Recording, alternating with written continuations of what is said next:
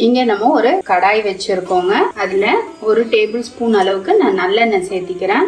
இப்போ இதுல ஒரு 25 வெங்காயம் கட் பண்ணி வச்சிருக்கேங்க. இதை இதுல சேர்த்திடலாம். வெங்காயத்தை நம்ம நல்லெண்ணெயில நல்லா வதக்கி வச்சிடலாம். நம்ம வெங்காயம் ஓவரா குக் ஆகணும்னு அவசியம் இல்லைங்க. நிறம் மாறினா போதுமானது.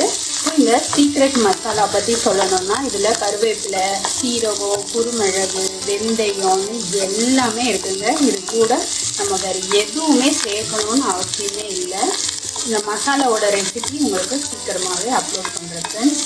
இப்போ இந்த மசாலா பார்த்திங்கன்னா ஒரு 1/2 கிலோ சிக்கன் அப்படின்னா ஒரு 2 டேபிள் ஸ்பூன் அளவுக்கு சேர்த்தா போதும். இதுலேயே காரம், மல்லி எல்லாமே அரைஞ்சிருக்கு. நீங்கள் கூடுதலாக எதுவும் சேர்க்கணும்னு அவசியம் கிடையாது.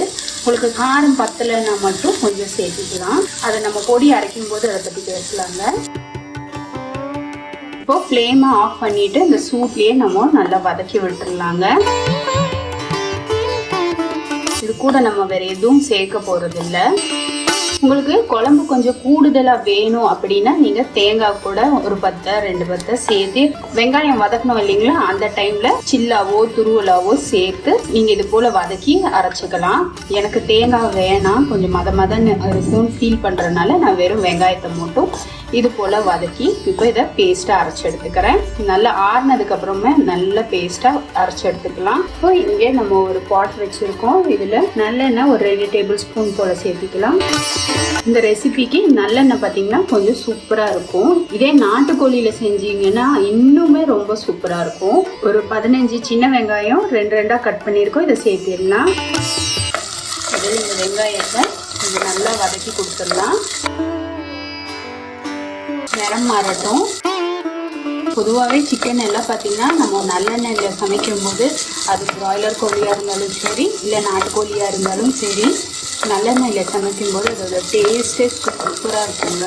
இப்போ இதில் இஞ்சி பூண்டு பேஸ்ட்டு 1 ஸ்பூன் அளவுக்கு சேர்த்துடலாம். இஞ்சி பூண்டோட பச்சை மணம் போகிற வரைக்கும் வதக்கி கொடுத்துடலாம். இஞ்சி பூண்டோட பச்சை மணம் போயிடுச்சு. இப்போ கழுவி க்ளீன் பண்ணி வச்சிருக்க சிக்கன் பார்த்தீங்கன்னா ஒரு 1/2 கிலோ அளவுக்கு எடுத்துருக்கோம். அதை இதில் சேர்த்திடலாம். நம்ம சிக்கனில் பார்த்தீங்கன்னா தொடை பீஸ் தான் வாங்கியிருக்கோம்.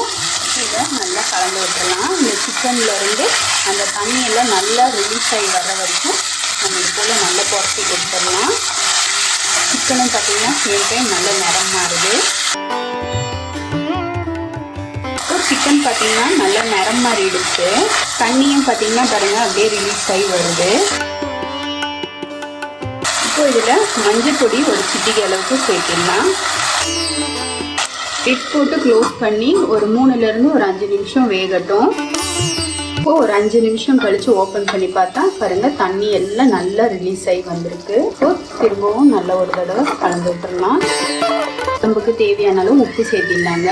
இப்போ நம்ம அரைச்சி வச்சிருந்த இந்த மசாலா இருக்கு இல்லைங்களா, மசாலானா ஒன்றும் இல்லைங்க, வெங்காயமும் நம்ம வீட்டில் அரைச்ச சிக்கன் மசாலா இதையும் சேர்த்து நல்லா கலந்து விட்டுடலாம். மிக்ஸி ஜாரை நல்லா கழுவிட்டு தேவையான அளவு தண்ணி சேர்த்திடலாம். இப்போ இதை நல்லா கலந்து இப்போவே பார்த்தீங்கன்னா நல்ல மனமாக சூப்பராக இருக்குது. ஆனால் சிக்கன் இன்னி கூட வேகணும். இப்போ இதை திரும்பவும் லிட் போட்டு க்ளோஸ் பண்ணி ஒரு 5லேருந்து ஒரு 6 நிமிஷம் வரைக்கும் வேக விட்டு எடுத்துக்கலாம். இப்போ பார்த்தீங்கன்னா சிக்கன் நல்லா சூப்பராக வெந்துட்டு இருக்கு. இப்போ நம்ம ஃப்ளேமை ஆஃப் பண்ணிடலாங்க. உங்களுக்கு இனி கூட கொஞ்சம் கெட்டியாக வேணும்னா இனி கூட கொஞ்சம் நான் சொன்னது போல் ஒரு சில தேங்காய் அரைச்சி விடலாம். அப்படி இல்லாட்டி நீங்கள் இதுவே கூட கொஞ்சம் சுண்ட வச்சுக்கலாம். எனக்கு இந்த அளவுக்கு போதுமானது. கடைசியாக ஃப்ளேவருக்காக ஒரே ஒரு ஈர்க்க கருவேப்பிலையை கிள்ளி நான் சேர்த்துக்கிறேங்க. இது பார்த்தீங்கன்னா இறக்கும் போது கருவேப்பிலை சேர்க்கும் போது நமக்கு நல்ல ஒரு மனம் பார்த்தீங்கன்னா அந்த அளவுக்கு சூப்பராக இருக்கும். நான் பொதுவாக கறி குழம்பெல்லாம் தாளிக்க மாட்டேன். இது போல் கடைசியாக கருவேப்பிலை கிள்ளி சேர்க்கறது மட்டும்தான். உங்களுக்கு வேணும் அப்படின்னா நீங்கள் கொஞ்சமாக எண்ணெய், சோம்பு, கடுகு சேர்த்து நீங்க தாளிச்சு கூட கொட்டிக்கலாங்க. சூப்பர் டேஸ்டியான சிம்பிளான சிக்கன் குழம்பு நம்ம வீட்லயும் ரெடி ஆயிடுச்சு இந்த சண்டே. உங்களுக்கு இந்த வீடியோ பிடிச்சிருந்தா மறக்காம பெல் ஐகானோட ஆளுங்கிற ஆப்ஷன் கிளிக் பண்ண மறந்துடாதீங்க. இது வரைக்கும் வீடியோவை பொறுமையா பார்த்ததுக்கு ரொம்ப ரொம்ப நன்றி. தேங்க்யூ.